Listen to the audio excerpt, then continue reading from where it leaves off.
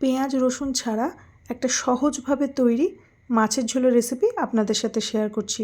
একটা ভাজা মশলা ব্যবহার করে এই ঝোলটা তৈরি করব, তাতে কিন্তু এই মাছের ঝোলের স্বাদটা দ্বিগুণ বেড়ে যাবে। তো রেসিপিটি খুবই সহজ, তো ভিডিওটি সম্পূর্ণ দেখার একটা অনুরোধ রইল সবার কাছে। তো সবার প্রথমে ভাজা মশলা তৈরি করার জন্য গরম কড়াইয়ের মধ্যে অ্যাড করে দিচ্ছি গোটা জিরে, গোটা ধনে, ছোটো এলাচ, দারচিনি, লবঙ্গ আর সামান্য একটু জয়িত্রী। খুব ভালো করে ড্রাই রোস্ট করে এটার একটা পাউডার তৈরি করে নেব। এই ভাজা মশলাটা অনেক রেসিপিতে ব্যবহার করা যায় একটা এয়ারটাইট কন্টেনারে ভরে স্টোর করে। এবারে বেশ খানিকটা সর্ষের তেল আমি গরম করে নিয়েছি। এবারে টাটকা মাছে লবণ হলুদ মাখিয়ে আমি মাছগুলোকে খুব ভালো করে ভেজে নেব।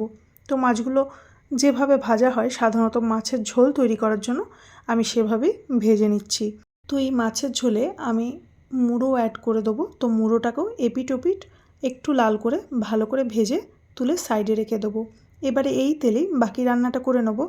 আমি এখানে পেঁয়াজ রসুন ছাড়াই এই মাছের ঝোলটা তৈরি করব। তার জন্য আমি এখানে ফোড়ন দিয়ে দিলাম কালো জিরে। তারপর এখানে লম্বা করে কেটে রাখা আলু অ্যাড করে দিচ্ছি। আলুটাকে একটু সময় নিয়ে ভালো করে ভেজে নেব। এখানে আমি চেরা কাঁচা লঙ্কাও অ্যাড করে দিলাম। আলুটা এই রেসিপিতে অপশনাল, আপনারা চাইলে স্কিপ করতে পারেন। তো আলুটা দেখুন এই পর্যায়ে বেশ লাল করে ভাজা হয়ে গেছে। এবারে এর মধ্যে অ্যাড করে দেবো আরও কয়েকটা চেরা কাঁচা লঙ্কা আর বেশ খানিকটা টমেটো কুচি।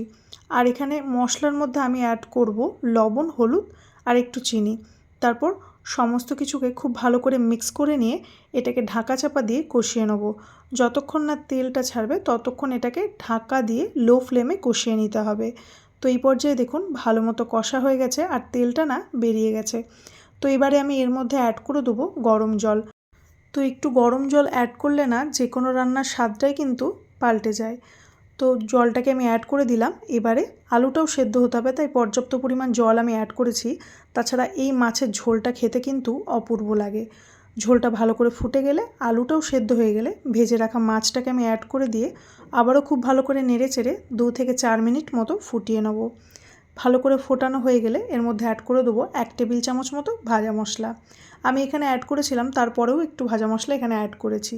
তারপর খুব ভালো করে মিক্স করে নিয়ে এটাকে গ্যাসের ফ্লেমটা অফ করে দিয়ে ঢাকা দিয়ে মিনিট 10 রেখে তারপর গরম গরম সার্ভ করব।